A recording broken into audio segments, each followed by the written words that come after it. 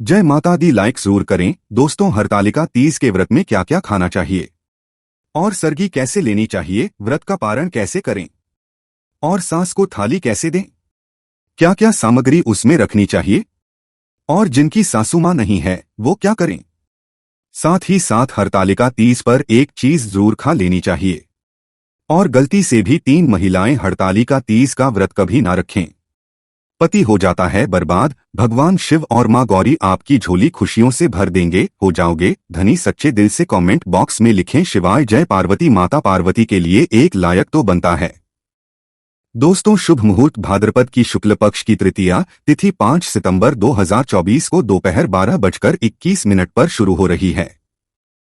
तिथि का समापन 6 सितंबर को दोपहर 3:01 पर होगा। उदया तिथि के अनुसार शुक्रवार 6 सितंबर के दिन हरतालिका तीज का व्रत किया जाएगा। इस दौरान पूजा का मुहूर्त प्रातःकाल 6:02 से सुबह 8:33 तक रहेगा।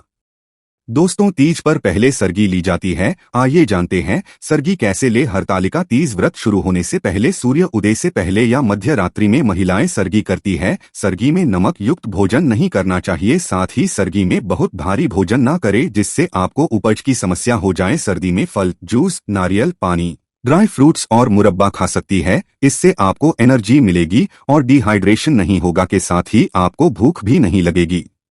अगर आप इस व्रत को निर्जल नहीं रख सकते हैं तो आप व्रत रखने से पहले संकल्प अवश्य ले लें।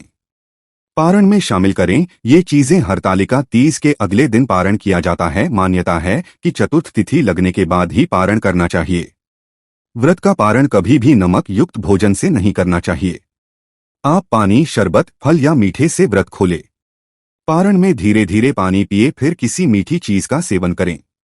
मीठी चीज का सेवन करने और प्रसाद ग्रहण करने के बाद ही नमक से बना भोजन मुंह में डालें।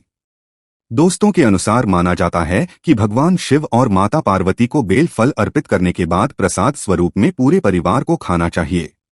इससे आपके घर में हमेशा पैसों की कभी भी कमी नहीं होगी। घर में लक्ष्मी का आगमन होगा। इस दिन बेल खाना बहुत ही शुभ और मंगलकारी माना जाता है। इस दिन आप बेल का फल प्रसाद स्वरूप में पूरे परिवार को बांटें और खिलाएं, क्योंकि बेल में समस्त देवी देवताओं का वास होता है। दोस्तों, व्रत संपूर्ण होने के बाद सास को थाली दी जाती है। आइए जानते हैं में कौन सी सामग्री रखनी चाहिए जो कि शुभ मानी जाती है। इसके दिए बगैर आपका व्रत अधूरा ही रहेगा। थाली में आप कोई सुंदर साड़ी सफेद मत देना तथा बिंदिया, बिछिया, चूड़ियां, मेहंदी, महावर तथा नेल पॉलिश, कुमकुम, कंघी, मिठाइयां और दक्षिणा अवश्य डालें। अगर आपकी सासू मां नहीं है तो आप इसे ननद को दे सकते हैं या बाहर किसी भी बुजुर्ग महिला को आप दे सकते हैं जिसे आप अपना मानते हैं और उनका आशीर्वाद अवश्य ले लें। तभी ही व्रत संपूर्ण और सफल माना जाता है।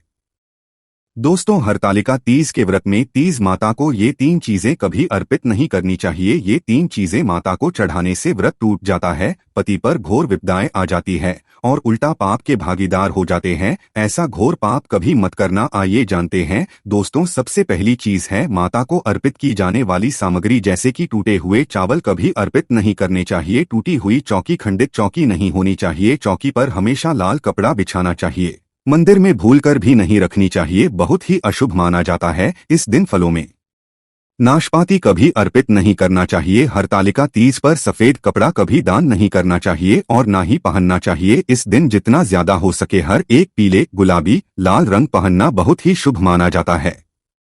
दोस्तों, हरतालिका तीज पर माता को श्रृंगार अर्पित किया जाता है। श्रृंगार हमेशा नया होना चाहिए। टूटा हुआ श्रृंगार अर्पित नहीं करना चाहिए। माता की पूजा में कलश पर हमेशा नारियल को लिटाकर रखना चाहिए। खराब नारियल करना चाहिए तथा पूजा में टूटे हुए चावल अर्पित नहीं करना चाहिए। दोस्तों, हरतालिका तीज पर कभी किसी की चुगली आदि नहीं करनी चाहिए। इस दिन पति पत्नी को दूरी बनाकर रहना चाहिए। सात्विक भोजन करना चाहिए। इस दिन बड़ों का ध्यान पूर्वक सम्मान करें। इस दिन मुख से गंदे विचार ना बोले, क्योंकि ये व्रत पति से संबंधित है, इसीलिए पति का सम्मान करें। पति को भूलकर भी गाली ना दे। इस दिन लहसुन प्याज का खाना घर के अंदर नहीं बनाना चाहिए। मांस मदिरा आपके आसपास भी ना हो। शास्त्रों के आप हरतालिका तीज का व्रत ना रख सके तो कम से कम अपने हाथों में हरी भरी चूड़ियां अवश्य पहने, मेकअप श्रृंगार आदि अवश्य करे, इससे आपके पति पर कष्ट नहीं आएंगे। दोस्तों, मासिक धर्म में हरतालिका तीज का व्रत अवश्य रखना चाहिए, परंतु देवी देवताओं की प्रतिमा को स्पर्श न करें। व्रत का पालन आप वैसे ही करें जैसे आप बाकी दिनों में करते चले आ रहे हैं, इससे आपको उतने ही फल की प्राप्ति होगी जितने के आप हकदार हैं। दोस्तों, हरतालिका तीज पर शाम के समय घर की 3 चीजें कभी किसी को नहीं देनी चाहिए, नहीं तो आपके घर हमेशा के लिए दूसरों के घर चली जाएगी। पहली चीज है नमक। शाम होते ही घर का नमक किसी को नहीं देना चाहिए और ना ही लेना चाहिए। दूसरी चीज है तेल। शाम ढलते ही घर का तेल किसी को नहीं देना चाहिए। दोस्तों, तीसरी चीज है दूध। हरतालिका तीज पर शाम के समय घर का दूध कभी किसी को नहीं देना चाहिए, नहीं तो आपके घर में से सुख समृद्धि सब चली जाएगी। दोस्तों, हरतालिका तीज का व्रत 3 शादीशुदा महिलाओं को गलती से भी नहीं रखना चाहिए। बहुत बड़ा अपशगुन माना जाता है, ऐसी महिलाओं का कभी सफल नहीं होता, महापाप माना जाता है। माता पार्वती हो जाती है क्रोधित, लगता है श्राप। आप ऐसी गलती कभी ना करें। दोस्तों, नंबर 1, चरित्रहीन महिला। मन में गंदे विचार। एक चरित्रहीन महिला की आराधना से हमेशा दूर रहते हैं भगवान। ऐसी महिला की पूजा कभी स्वीकार नहीं होती। अगर हम शास्त्रों की माने तो अगर आपके मन में गलत विचार आते हैं और आप दूसरों के प्रति गलत भावना अपने मन में रखते हैं तो आप भगवान की पूजा कभी नहीं कर सकते। ऐसी शादीशुदा महिलाओं से हमेशा क्रोधित रहती है। माँ पार्वती माँ इनकी पूजा स्वीकार नहीं करती। अगर आपका मन आपके पति के लिए सच्चा है तभी ही पूजा व्रत आदि स्वीकार होती है। आप हरतालिका तीज व्रत रख सकती हैं। माँ पार्वती साक्षात ऐसी महिलाओं को आशीर्वाद प्रदान करती है। दोस्तों, नंबर 2, अधूरी शादी। खास तौर से सुहागिन स्त्री के लिए हरतालिका तीज का व्रत बहुत ही महत्वपूर्ण माना जाता है। लेकिन क्या आप जानते हैं, शास्त्रों के अनुसार जब तक आप हिंदू रीति रिवाजों के साथ शादी नहीं कर लेते यानी 7 फेरे नहीं ले लेते तब तक आप इस व्रत रखने में सक्षम नहीं है। शास्त्रों में इस बात की कतई मनाही है। अगर आपने कोर्ट मैरिज भी की है तो भी आप इस व्रत को रखने में सक्षम नहीं है। पहले आप अग्नि के साथ फेरे ले तभी ही आप हरतालिका तीज का व्रत रख सकते हैं। और अगर आप शास्त्रों के विरुद्ध ऐसा करते हैं तो आप पाप के भागीदार बन सकते हैं। माता पार्वती आपसे नाराज हो सकती है। दोस्तों, नंबर 3, कुंवारी कन्याएं हरतालिका तीज का व्रत रख सकती है। अगर पाना है अच्छा पति तो हरतालिका तीज का व्रत कुंवारी कन्याएं अवश्य रखे। दोस्तों, नंबर 4, महिला। दोस्तों, शास्त्रों के अनुसार किसी भी धार्मिक कार्य में पति पत्नी का होना आवश्यक पूर्वक हो जाता है। इन दोनों के बगैर भक्ति पूजा पाठ अधूरी मानी जाती है। अगर आपका तलाक हो गया है या पति से झगड़ा हो गया है और आप नाराज होकर चली गई है तो हरतालिका तीज का व्रत कभी ना रखें, क्योंकि ये त्योहार प्रेम का है। इसीलिए आप दोनों को एक होना पड़ेगा, तभी ही आप हरतालिका तीज व्रत रखने में सफल हो सकती है और मां पार्वती भी प्रसन्न होती है। दोस्तों, हरतालिका तीज पर ये चीजें अवश्य दान करना चाहिए। इससे पति की उम्र आती है, घर में सुख समृद्धि बनी रहती है। हरतालिका तीज पर इन चीजों का दान करने से बगैर व्रत रखे ही संपूर्ण फल की प्राप्ति हो जाती है। इन चीजों का दान जरूर करें। दोस्तों, हरतालिका तीज पर मान्यता है कि इस दिन सुहाग के सामान के साथ साथ मंदिरों में फलों का दान करने से सुख समृद्धि आती है। इस दिन सुहाग की सामग्री दान करने से जीवन में धन वैभव की कभी भी कमी नहीं होती। लेकिन याद रहे, श्रृंगार आदि बाजार से नया खरीद कर ही दान करें।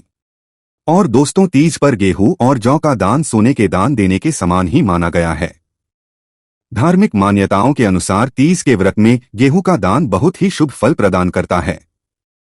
अगर आपके पास गेहूं या जौ नहीं है तो आप किसी जरूरतमंद को आटा भी दान दे सकते हैं। दोस्तों, तीज पर किसी ब्राह्मण, महिला या गरीब को वस्त्र दान जरूर करने चाहिए।